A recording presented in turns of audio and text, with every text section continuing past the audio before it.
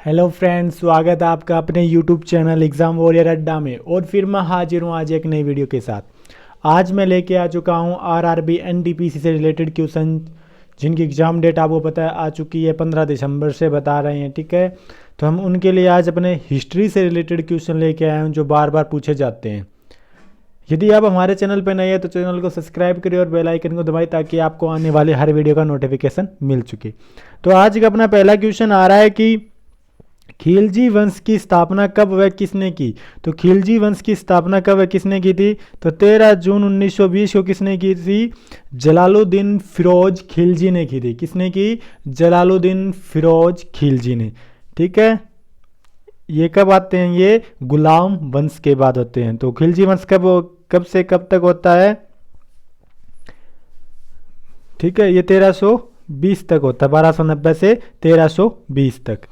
फिर क्वेश्चन अपना अगला आ रहा कि भारतीय इतिहास में बाजार यानी मूल्य नियंत्रण पद्धति की शुरुआत किसने की थी? तो भारतीय इतिहास में जो मूल्य नियंत्रण पद्धति है उसकी शुरुआत किसने की थी? तो उसकी शुरुआत किसने की थी? अलाउद्दीन खिलजी ने। किसने की? अलाउद्दीन खिलजी ने की थी। ठीक है, ये कौन थे? ये जलालुद्दीन खिलजी के भतीजे, जो अलाउद्दीन खिलजी के बाद में ये क्या बनता है?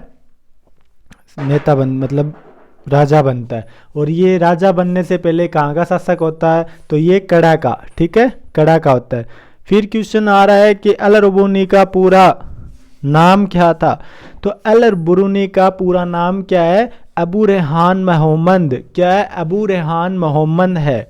फिर क्वेश्चन अपना कि 11वीं सदी के भारत का दर्पण किसे कहा जाता है? तो 11वीं सदी है ना, उसे भारत का दर्पण किसे कहा जाता है? तो किताबे उल हिंद को। किसको?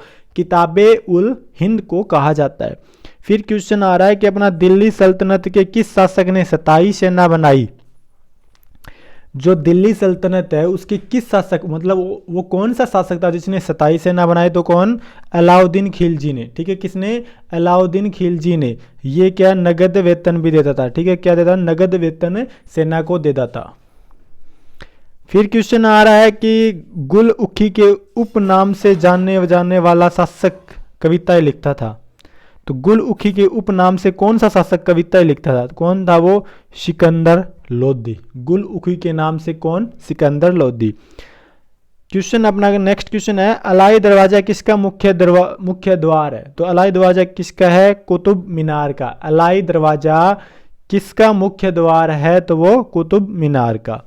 इसके बाद अपना अगला क्वेश्चन आ रहा है कि जलालुद्दीन फिरोज खिलजी की हत्या किसने की? तो अलाउद्दीन खिलजी ने की थी। जलालुद्दीन फिरोज खिलजी की हत्या कौन करता है? अलाउद्दीन खिलजी करता है। ठीक है, और वहाँ का शासक बनता है। इसके बाद अपना नेक्स्ट क्वेश्चन आ रहा है कि अलाउद्दीन के आक्रमण के समय देवगिरी का शासक कौन था? तो अलाउद्दीन जब देवगिरी पर आक्रमण करता है तो उसका शासक कौन था? रामचंद्र देव। रामचंद्र देव। ठीक है, इसने क्या इसकी संविधानता स्वीकार कर लेता है। फिर क्वेश्चन अब नेक्स्ट क्वेश्चन आ रहा है कि सल्तनत काल में भू राजस्व का सर्वोच्च ग्रामीण अधिकारी कौन था? जो दिल्ली सल्तनत है उसमें जो भू राजस्व होता है उसका मतलब सर्वोच्च अधिकारी कौन था जो ग्रामीण के लेवल पर? तो कौन था वो? मलिक। ठीक है, मलिक नाम की एक जो पोस्ट थी सल्तनत काल में, तो वो ग्रामीण लेवल पर सर्वोच्च भू स्व अधिकारी था। नेक्स्ट क्वेश्चन आ रहा है कि तैमूर लंग ने भारत पर कब आक्रमण किया? तो कब आक्रमण किया तैमूर लंग ने भारत पर? 1398 ईस्वी में। ठीक है, ये तैमूर लंग भारत पर आक्रमण करता है 1398 ईस्वी में करता है, क्योंकि ये एक लंगड़ा था इसलिए इसको तैमूर लंग बोलते हैं। अगला क्वेश्चन आ रहा है कि किस सुल्तान के दरबार में सबसे अधिक गुलाम थे? तो वो ऐसा कौन सा शासक था जिसके दरबार में सबसे अधिक गुलाम थे? तो कौन? बलबन। और बलबन का कार्य कब स्टार्ट होता है? 1266 से। ठीक है, कब से? 1266 से बलबन आता है। ये गुलाम वंश से रिलेटेड था। नेक्स्ट क्वेश्चन आ रहा है कि किस सुल्तान ने बेरोजगारों को रोजगार दिया? तो ऐसा कौन सा सुल्तान था जिसने बेरोजगारों को रोजगार दिया? तो कौन था? फिरोज शाह तुगलक। ठीक है, कौन था? फिरोज शाह तुगलक था जिसने बेरोजगारों को रोजगार दिया। इसके बाद नेक्स्ट क्वेश्चन आ रहा है कि किस शासक को भारत के इतिहास में बुद्धिमान पागल कहा जाता है? बुद्धिमान पागल शासक कहा जाता है, वो कौन था? मोहम्मद बिन तुगलक। कौन था? मोहम्मद बिन तुगलक को मूर्ख शासक भी कहते थे, बुद्धिमान पागल भी कहते थे, ठीक है, क्योंकि ये एक प्रकार सबसे बुद्धिमानी राजाओं में से एक, सबसे बुद्धिमानी शासकों में से एक था, लेकिन फिर भी इसको मूर्ख शासक के नाम से जाना जाता है या बुद्धिमान पागल शासक के नाम से जाना जाता है। अगला क्वेश्चन आ रहा है कि कौन सा शासक अपनी राजधानी दिल्ली से दौलताबाद ले गया? तो ये कौन था? यही था मोहम्मद बिन तुगलक। ये अपनी राजधानी कहाँ ले गया? दिल्ली से दौलताबाद ले गया, ठीक है, दिल्ली से दौलताबाद ले गया। इसके बाद अगला क्वेश्चन आ रहा है कि तुगलकनामा की रचना किसने की थी? तो किसने की? अमीर खुसरो ने। किसने? अमीर खुसरो ने तुगलकनामा की रचना की। नेक्स्ट क्वेश्चन आ रहा है अपना कि अमीर खुसरो ने किस भाषा के विकास में अग्रणी भूमिका निभाई? मतलब अमीर खुसरो ने कौन सी भाषा थी जिसमें क्योंकि अग्र भूमिका निभाई? वो थी खड़ी बोली। कौन सी थी? खड़ी बोली। इसके बाद अगला नेक्स्ट क्वेश्चन आ रहा है कि भारत में पोलो खेल का शुभारंभ किस समय हुआ? तो तुर्कों के समय। जो पोलो खेल है भारत में, इसका शुभारंभ किस समय हुआ? तुर्कों के समय, ठीक है, तुर्कों के समय भारत में पोलो खेल का शुभारंभ होता है। नेक्स्ट क्वेश्चन आ रहा है कि कौन सा शासक दान दक्षिणा में अधिक विश्वास रखता था तथा उसने दीवान खैरात नामक विभाग की स्थापना की? मतलब ऐसा कौन शासक था जो दान दक्षिणा में विश्वास करता और जिसने दीवान खैरात नामक विभाग की स्थापना की? वो कौन था? फिरोज शाह तुगलक, ठीक है, फिरोज शाह तुगलक था जो दान दक्षिणा में विश्वास रखता था। इसके बाद नेक्स्ट क्वेश्चन आ रहा है कि किस संगीत यंत्र को हिंदू मुस्लिम गान का सर्वश्रेष्ठ यंत्र माना जाता है? मतलब ऐसा कौन सा यंत्र है जो हिंदू और मुस्लिम गान का सर्वश्रेष्ठ यंत्र है? तो वो कौन सा है?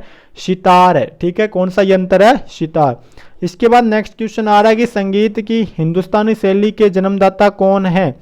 तो संगीत की जो हिंदुस्तानी शैली है उसके जन्मदाता है अमीर खुसरो, ठीक है, कौन है? अमीर खुसरो जो हिंदुस्तानी शैली के जन्मदाता है। अपना अगला क्वेश्चन आ रहा है कि संगीत की कव्वाली शैली के जन्मदाता कौन है? तो उनके भी कौन होंगे? अमीर खुसरो ही हैं, ठीक है, कौन है? अमीर खुसरो। फिर नेक्स्ट क्वेश्चन आ रहा है कि अनुकूल परिस्थितियों में होने पर भी गुलाम वंश के शासक अपने साम्राज्य का विस्तार क्यों नहीं कर पाए? मतलब जो गुलाम वंश है 1206 से 1290, ठीक है, ये मतलब इनकी जो परिस्थितियां थी वो बहुत ही अच्छी परिस्थितियों में थे, लेकिन इन्होंने क्या किया? अपने जो राज्य का ना विस्तार नहीं कर पाए, मतलब आगे बढ़ा नहीं पाए।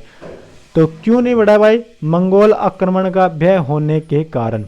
मंगोल आक्रमण है ना, मंगोल आक्रमण, उसका भय होने के कारण, क्योंकि मंगोल का एक शासक था चंगेज खां जो सबसे प्रभावी था और उसके भय से ये कोई भी आक्रमण मतलब आगे विस्तार नहीं कर पाए और अपने राज्य तक ही सीमित रहे। फिर क्वेश्चन आ रहा अपना कि किस शासक को द्वितीय सिकंदर अथवा सिकंदर सानी कहा जाता है? तो अलाउद्दीन खिलजी को, ठीक है, ऐसा कौन सा शासक है जिसको क्या द्वितीय सिकंदर या फिर सिकंदर सानी कहा जाता है? वो कौन है? अलाउद्दीन खिलजी। फिर क्वेश्चन आ रहा है कि सिक्कों पर खलीफा का नाम किस सुल्तान को माना जाता है? सिक्कों पर खलीफा का नायब किस सुल्तान को माना जाता है? तो वो है फिरोज शाह तुगलक। किसको माना जाता है? फिरोज शाह तुगलक को माना जाता है। इसके बाद अगला क्वेश्चन है कि अढ़ाई दिन का झोंपड़ा नामक मस्जिद किस शासक ने बनवाई? तो ये कुतुबुद्दीन ऐबक ने बनवाई थी अढ़ाई दिन का झोंपड़ा। ये पहले क्या था? स्कूल था जो विहगराज चौहान ना उन्होंने बनवाया था, लेकिन इसको तुड़वाकर कुतुबुद्दीन ऐबक ने इसको झोंपड़े का अढ़ाई दिन का झोंपड़ा बना दिया। यहाँ संत साहब की उर्स का मेला लगता है, ठीक है, संत साहब की उर्स का मेला बढ़ता है। फिर क्वेश्चन आ रहा है कि कौन सा शासक समय को ईश्वर का अभिशाप मानता था? तो वो कौन था? चंगेज खां। कौन सा शासक जो समय को ईश्वर का अभिशाप मानता था? वो था चंगेज खां। जो ये मंगोल है ना, मंगोल, जिसके कारण ये मंगोल का शासक था चंगेज खां जो अपने आप को ईश्वर का अभिशाप मानता था। इसके बाद अगला क्वेश्चन है कि मध्यकालीन भारतीय राजाओं के संदर्भ में फिरोज शाह तुगलक के शासन की विशेषता क्या थी? जो मध्यकालीन भारतीय राज्य हैं उनके संदर्भ में ना जो फिरोज शाह तुगलक है उनकी विशेषता क्या थी? इन्होंने क्या कि गुलामों के लगन विभाग दीवान बदगान की स्थापना की। जो गुलामों को एक विभाग होता है बदगान, दीवान बदगान, उसकी क्या उन्होंने स्थापना की। फिर क्वेश्चन आ रहा है कि दिल्ली का वह सुल्तान जिसने भारत में नहरों का जाल बिछाया? फिरोज शाह तुगलक। जिसने भारत में नहरों का जाल बिछाया वो कौन था? फिरोज शाह तुगलक। इसके बाद नेक्स्ट क्वेश्चन है, किसके कहने पर अलाउद्दीन खिलजी ने सिकंदर के समान विश्व विजय की योजना को ठुकरा दिया? अलाउक मुल्क के कारण। मतलब किसके कहने पर अलाउद्दीन खिलजी ने ना विश्व विजय की स्थापना को ठुकरा दिया? तो अलाउक मुल्क के कारण इन्होंने विश्व विजय का जो अपना सपना था उसको ठुकरा दिया। इसके बाद अगला क्वेश्चन आ रहा है, किस शासक ने सैनिकों को भू अनुदान के स्थान पर नगद वेतन देने की प्रथा चलाई? भू अनुदान के स्थान पर नगद वेतन किसने? अलाउद्दीन खिलजी ने ही सबसे पहले सैनिकों को नगद वेतन देने की प्रथा चलाई। फिर क्वेश्चन आ रहा है, किसने भूमि मापने के पैमाने गज सिकंदरी को प्रचलित किया? तो कौन था? सिकंदर लोदी, जिसने पैमाने यानी गज ए सिकंदरी यानी भूमि को नापने की प्रचलन जो गज ए सिकंदरी है वो चलाई, तो सिकंदर लोदी।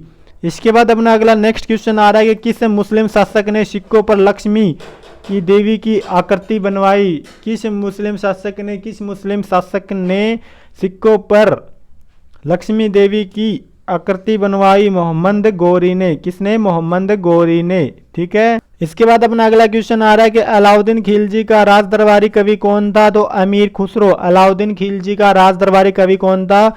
अमीर खुसरो। फिर क्वेश्चन आ रहा है कि किस शासक ने अपना उपनाम अबुल मजीद रखा? मोहम्मद बिन तुगलक ने क्या रखा? अबुल मजीद रखा। ये जो 12 क्वेश्चन हम लेके आए हैं स्पेशल जो सल्तनत काल है उसी से रिलेटेड क्वेश्चन लेके आए जो आपको आने वाले आगामी क्वेश्चनों परीक्षा में बहुत ही महत्वपूर्ण होंगे। फिर क्वेश्चन आ रहा है कि मोहम्मद बिन तुगलक की मृत्यु कहाँ हुई? तो ठट्टा में। ठीक है, मोहम्मद बिन तुगलक की मृत्यु कहाँ होती है? ठट्टा में। फिर क्वेश्चन आ रहा है कि रजिया बेगम को मारने में किसका हाथ था? तो बहराम शाह का। रजिया बेगम को मारने में किसका हाथ था? तो बहराम शाह का।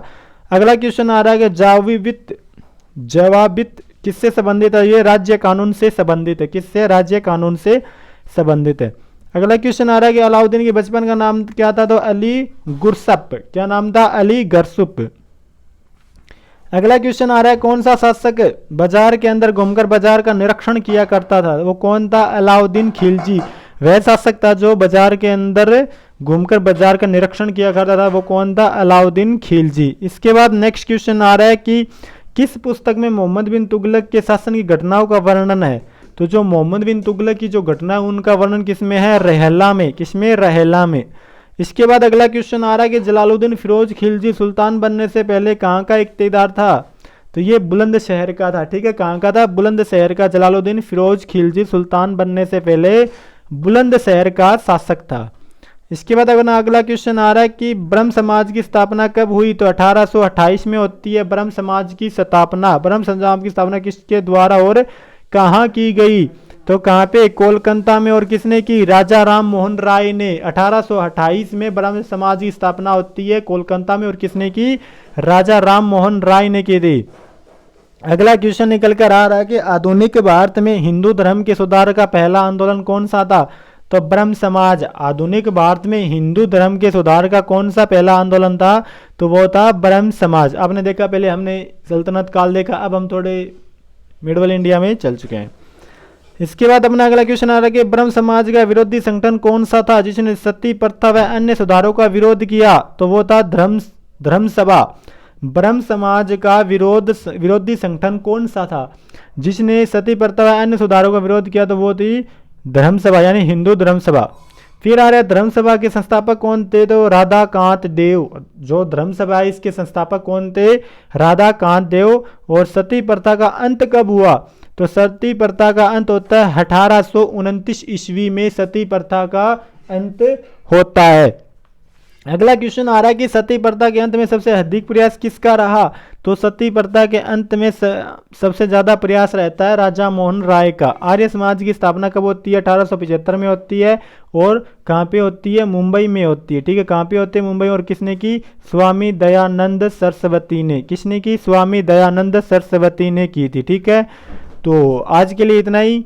कैसा लगा आपको हमारा एफर्ट? हम ज़्यादा से ज़्यादा बढ़िया कंटेंट देने की आपको कोशिश करेंगे। आप हमारे चैनल को सब्सक्राइब करें और वीडियो को ज़्यादा से ज़्यादा शेयर करें। जय हिंद, जय भारत।